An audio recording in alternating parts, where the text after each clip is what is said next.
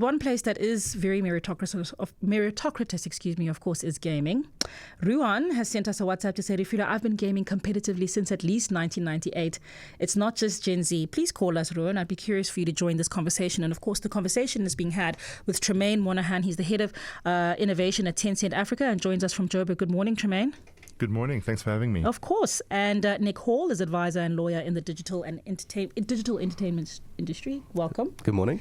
And Nicholas Holden, co-founder of the African Cyber Gaming League, which is an esports league dealing with tournament administration, management and broadcasting. Welcome. Good morning and great to be here. Thank you, Nicholas. We are going to be calling you Holden. Absolutely no problem. Okay, so that's the co-founder as Holden. We've got two Nicks in studio and we want to make it as easy on the ear for you as possible. All right, so let's kick off, gents. I'm going to just slide over the fact that there's not a single lady in this room besides me, but let's kick off and talk about the gaming industry itself. So here we've got Ruan, who is saying he's been doing this since 1998. How has it evolved? Maybe I'll give this to you, Holden. How has it evolved and what does it look like today?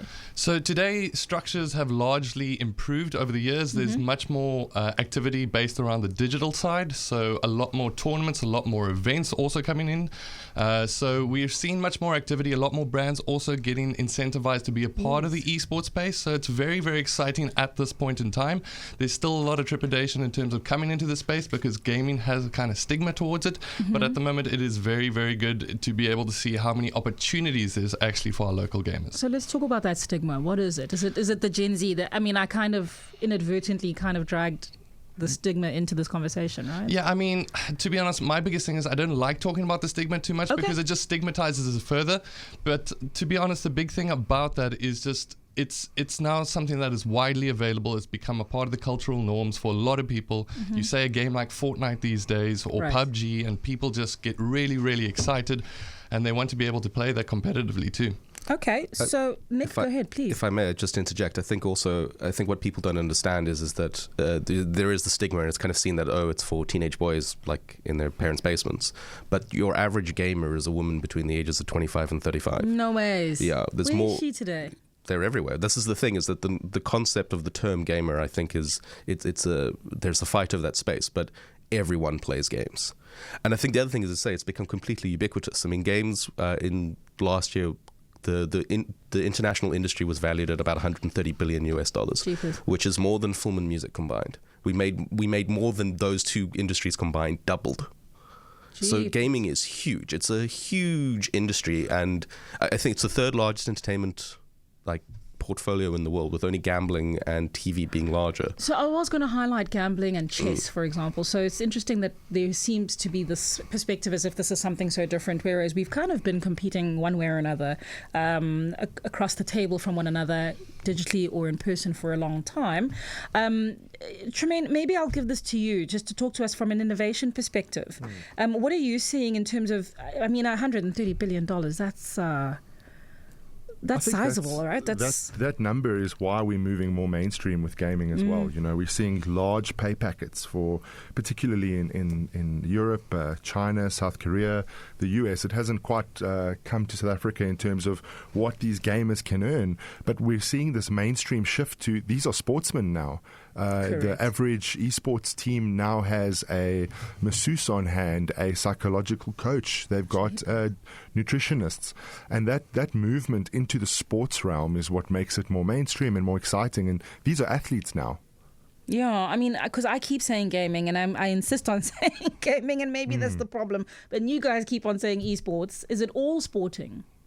I think esports and gaming are two different segments. Competitive gaming is essentially put under a rule set which defines it as esports.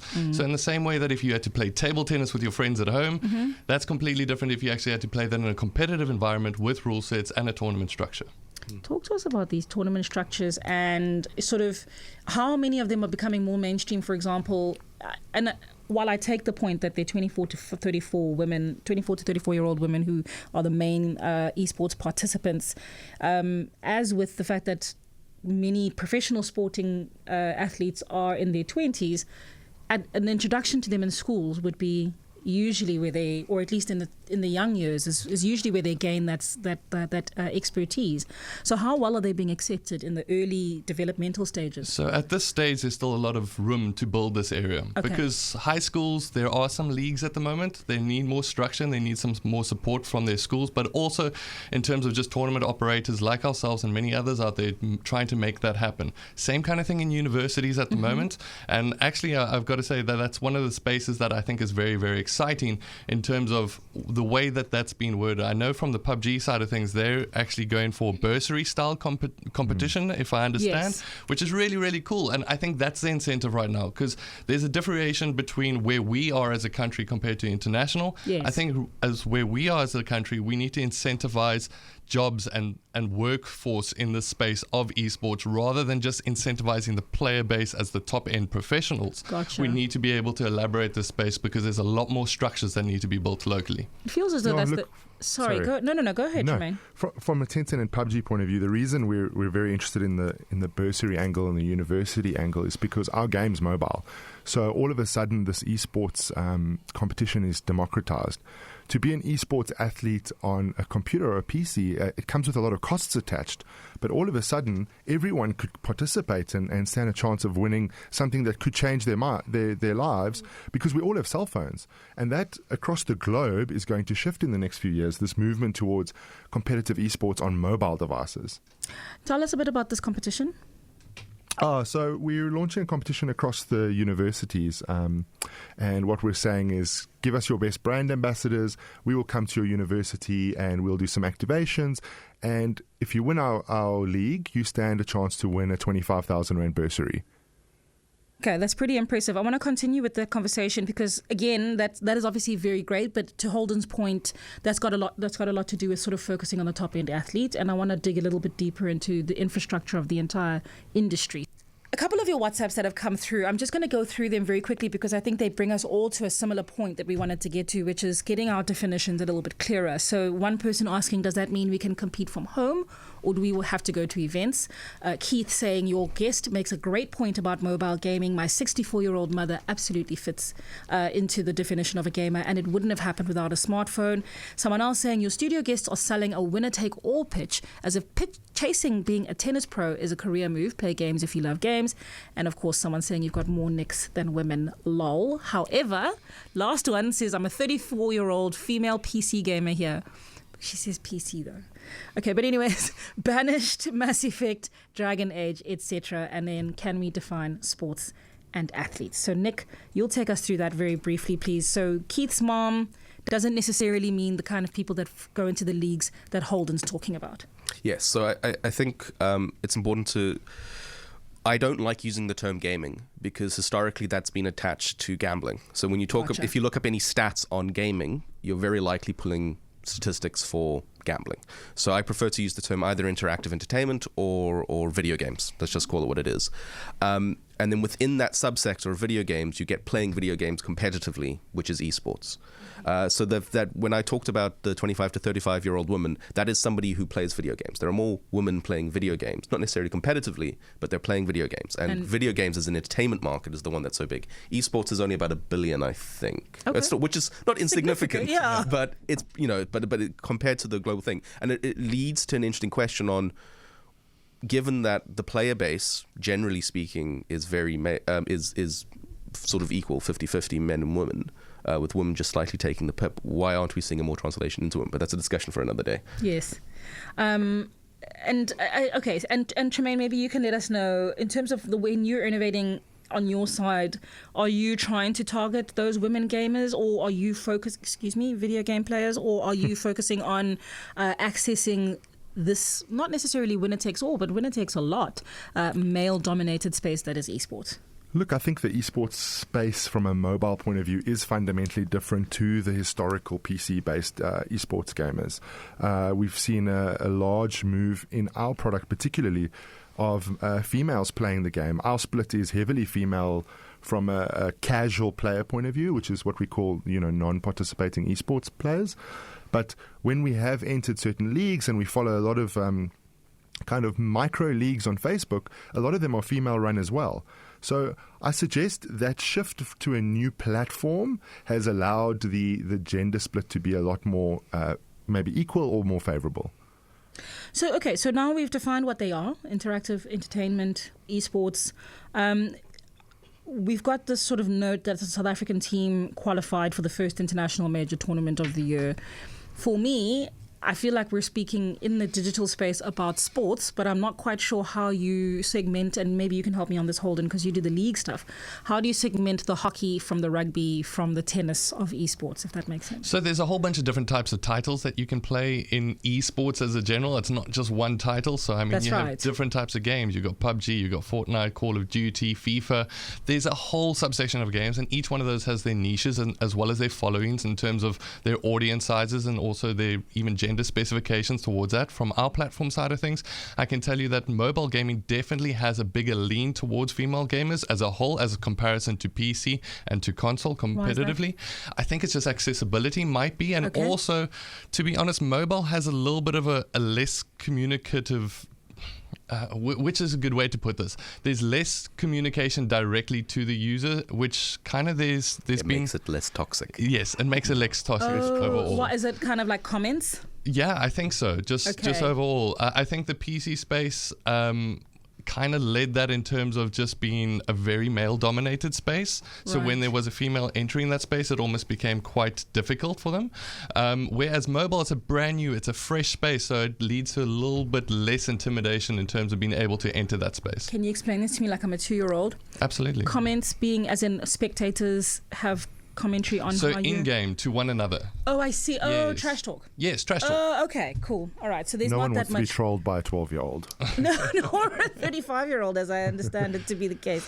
Okay, so mobile gaming... Well, if you had to choose console, mobile versus PC, would you say mobile is really the growth vector? I think the growth vector definitely for Africa locally.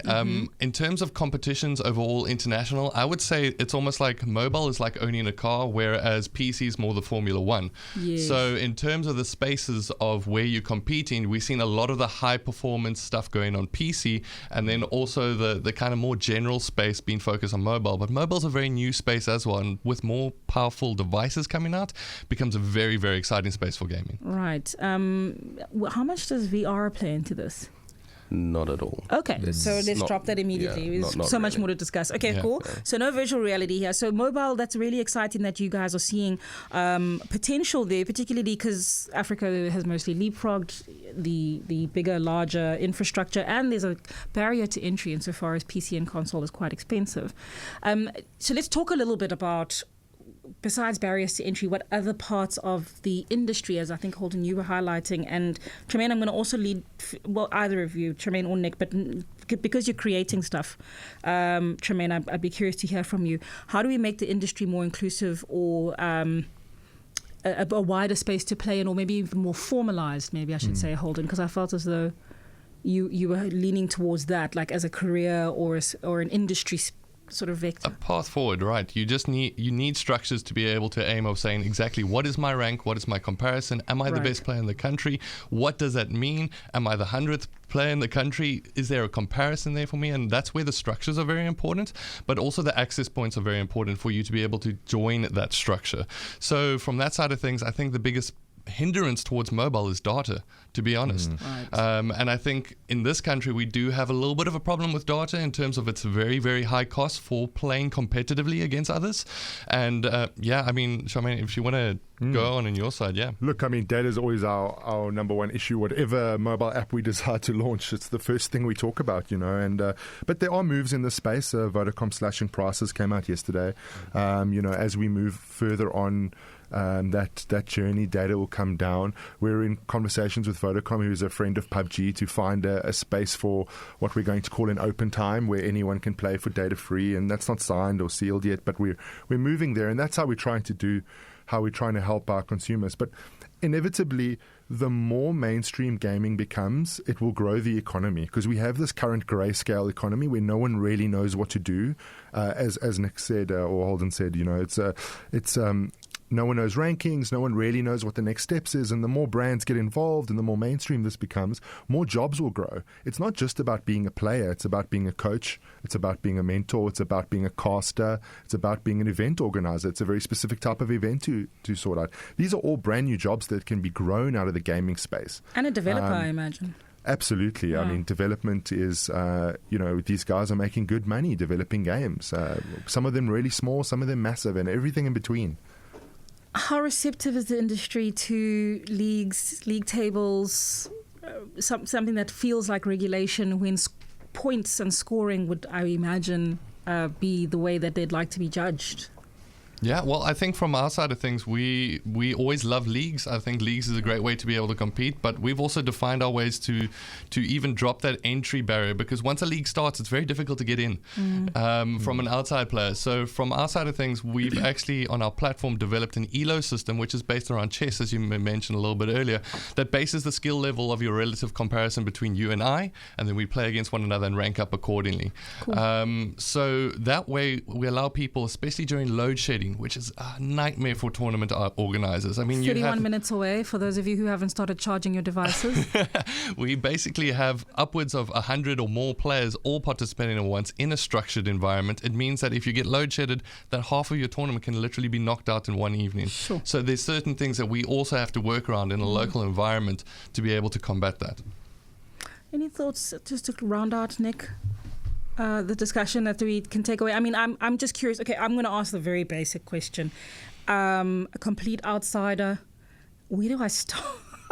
Do I do Fortnite? Do I download the most popular game and be the loser, or do Just I find play what you love? Play what you love first and foremost, yeah. All right. Well, gents, I've appreciated your perspectives. We have a 55-year-old lady who is a gamer. Her alias is Zafron. And then someone else says, morning all, I'm 63, been playing WGT World Golf Tour for the past 10 years, and I'm addicted to it. One gets to play with different players from different countries. In caps lock, age does not count in gaming. Thank you, Robert. And finally, I'm 43 and gaming is still my happy space. And my anniversary mate, Stefan, acts like he's a radio producer, but actually, in his mind, he's an esports Olympic champ. All right, 8:30, almost the first time for us to head over to the EWN's headlines. I just want to highlight and thank you, Tremaine Monahan. Thank you so much for joining us there in Joburg, Head of Innovation and Head of PUBG Thanks for having me. Mobile. That was great. Of course, at Tencent Africa. Nick Hall, advisor and lawyer in the digital entertainment industry, and Nick Holden, the co-founder of African Cyber Gaming League. I'm curious whether if there's a website for that. acgl.co.za or via the Google or Play Store. You can just type in ACGL and get the app. Okay, I feel as though that's a great guide if I'm an entry person, right? Yeah. Just to watch what people are doing. Excellent. All right, acgl.co.za is the best way for us geeks, but not actually nerds, to get into this space.